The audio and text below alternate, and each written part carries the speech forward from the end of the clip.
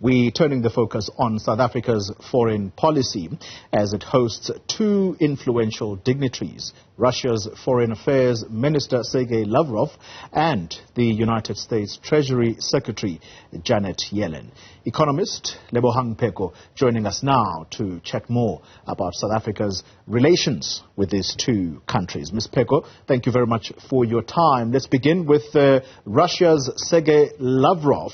He has thanked South Africa for what he says has been a principled position that the country has displayed at the UN General Council, and we will all remember those two instances when a vote was held to, by some countries, condemn Russia for invading Ukraine, with some people saying unprovoked. How do you think South Africa's stature on the global stage is going to look like, or are we making too much of this? We're making something of it, and I think we should make something of it. So I think, we're all aware that there's a very complicated geohistorical relationship between South Africa and Russia, and formerly the Soviet Union, as with many African countries, which I think that the Russian Federation has overplayed to a great extent over the past year of the Russia-Ukraine conflict. But I mean, the one is that, of course, other than this strong liberation alliance and tradition, there's also been a tradition of non-alignment between several African countries and the Soviet Union at the time, and Russia and China as well. So, and a very strong anti-Western sentiment that was seen as emblematic in those relationships.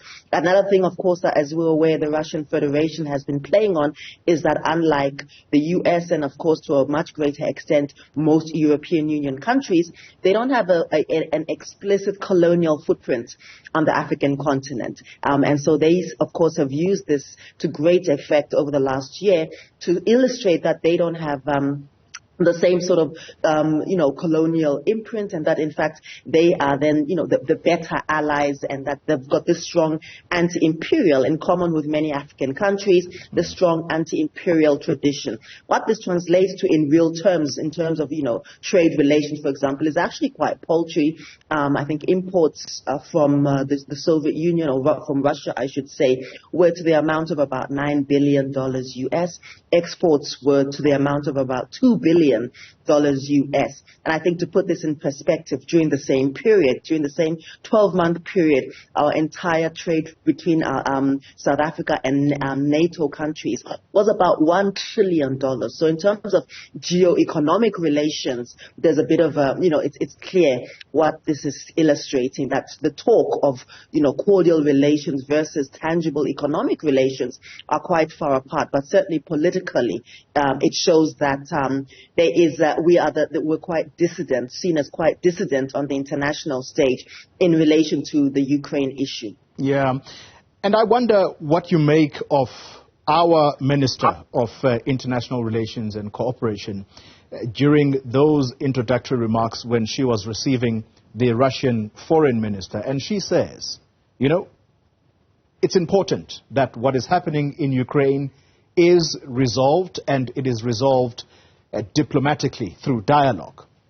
But she points out that perhaps there is something else that is not as visible on the global stage, and if anything, it's tended to fade, and that is that there have been many conflicts on the continent of Africa, and some of those conflicts continue, but there isn't this vociferous voice that is as equal to the voice about the people of Ukraine. Why do you think she went there? I think she went there because it's a very important and valid perspective. And in fact, I was going to mention that as we're speaking at the moment, Gole, as you're aware, and I'm sure most of your viewers will be aware, that there's a low-grade civil war taking place in Swaziland, Eswatini, I should say. That there's the lawyer who was killed, who was assassinated by all attempts, by all accounts 2 days ago, and this was widely reported across several news outlets, even in this country. And I will also be aware that there's been a low-grade but very volatile insurgency and belligerents that have been present in the north of Mozambique for the last few years as well, which have a direct trajectory with the presence of Al-Shabaab and other, what are viewed as extremist groups across the Horn of Africa. Mm-hmm. And that's also to do with what has been characterized, although I'm not sure if it's true, but, what has been characterized as a strong Islamic radicalization that's taking place. And when, bear in mind that Mozambique is a 4-hour drive away from us, Koli. That is a very immediate issue. Same with Eswatini, which is more or less encased right here in Mpumalanga. So to be as blasé about those situations whilst laying so much energy on a conflict which, is quite far away from us geopolitically and in terms of the impact. If anything blows up in Eswatini or blows up in Mozambique, it will have far greater ramifications for us as SADC and as the African continent. Add to that the endless cycle of chaos and mayhem, which has been partly enabled by NATO and by the European Union and the UN so-called peacekeeping forces in Eastern DRC, as you're aware. And then also add to that some of the insurgencies that have been taking place in South Sudan, and of course the situation that's taking place amongst the Tigray, with the Tigray people in Ethiopia. And I think it does sort of beg the question of whose lives matter and whose wars matter. Pheko, let me thank you for your patience, and in a way, I think we could use the energy situation in the country to perhaps sway the discussion about Janet Yellen's visit to South Africa, ostensibly to strengthen economic ties.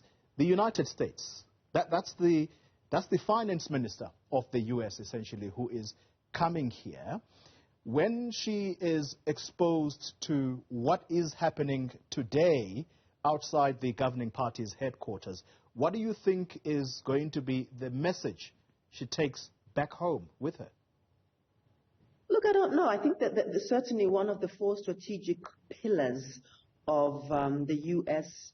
posture towards South Africa under President Biden has been to do with energy. The first being, of course, to deliver democracy, whatever that means, and security, open governance, and so forth. The usual suspects, the usual chestnuts. But I do think that the whole just energy transition and this partnership that many countries would like to pursue with South Africa should be explored and should certainly be viewed with a bit of caution and suspicion, particularly because this comes at a time when many countries are trying to persuade us, many EU and the US are trying to persuade us to phase out coal, to phase out fracking and so forth. And of course, we're aware that coal has its own health implications, its own environmental implications. But the irony of this, Toli and the viewers, is that this comes at a time when Germany in particular, Canada as well, and the US are literally importing